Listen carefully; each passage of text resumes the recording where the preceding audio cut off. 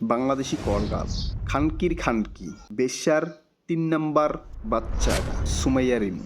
এর চরিত্র যদি আপনার কাছে টাকা থাকে আরে বিছানায় আপনিও নিতে পারবেন এনি টাইম, যে কোনো সময়।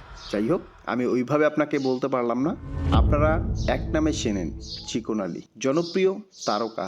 তার অভিনয় খুব ভালো লাগে, হাসি, ইমোশন সব কিছুই।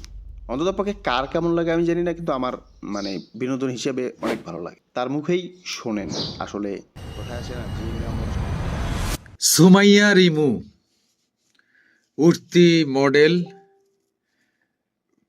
আমাদের মেকআপ ম্যান যে ছিলেন আমাদেরই ছোট ভাই মানিকের বউ।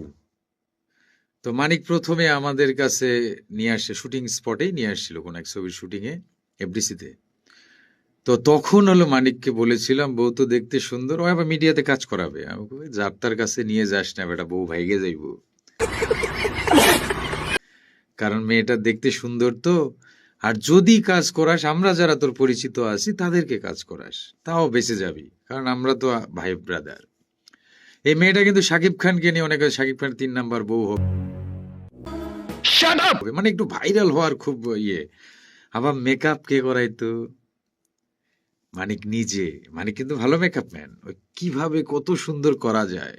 সে মেয়ে ডিভোর্স দিছে মানিক রে। আর আমাদের দেশের কিছু পুরুষ আছে খাওয়া মালকে খুব পছন্দ করে। মানে মানে ইশক, প্রেম, ভালোবাসা। হ্যাঁ, ঘরে কিন্তু এর সে কিউট বউ, কিন্তু খাওয়া মালগুলা ভিতরে তো কিছু নাই, বাচ্চা চুষে শেষ করেছে।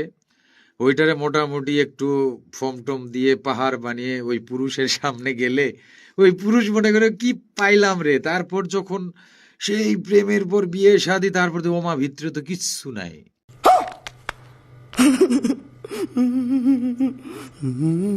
তখন আবার ওখান থেকে ঝড়, এখানেও আর যাইতে পারে। এও তো ততক্ষণ আরেকটা নিয়ে আসছে, এখন ওরেও পায় না এরেও পায় না। ভাইরে ভাই, মিডিয়াতে যারাই আসে তারাই কেন জানি পাগল হয়ে যায়। এখানে ভাই সব রঙিন। এই রঙিনে আমি বলছিলাম যদি মিডিয়াতে তুই চাউর করিস তোর বউরে পাবি না, পায় নাই, গেছে গা, পাখি উড়াল দিছে। Oh my God.